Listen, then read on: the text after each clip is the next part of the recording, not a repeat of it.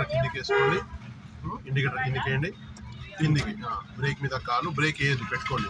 Clutch లోపలికి ఎడమ కాలు మెల్లగా బ్రేక్ వేసుకుంటూ సెకండ్ వేసుకోండి.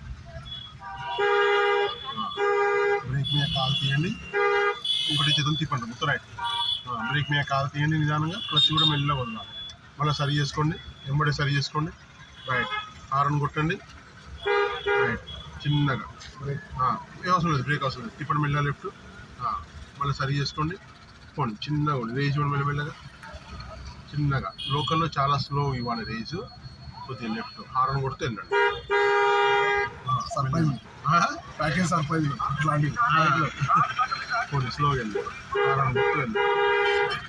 వాళ్ళు స్లోగా రైట్ తీసుకోండి. మళ్ళీ లెఫ్ట్. లేడీస్ ఎక్కువ శాతం స్లోగా ఆరిపోతూనే ఉంటారు. కొద్దిగా హారన్ కొట్టండి. స్లోగా వెళ్ళండి. కొద్దిగా వేయించండి. 25 వస్తేనే థర్డ్ గేర్, లేకుంటే సెకండ్ గేర్లోనే పోవాలి.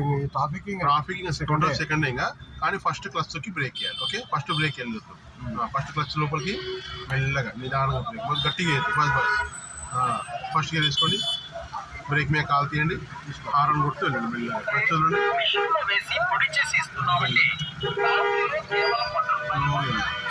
సింగిల్ హ్యాండ్ లెఫ్ట్ తిప్పండి. ఫుల్ లెఫ్ట్ తిప్పండి. లెఫ్ట్ మళ్ళీ సరి చేసుకోండి.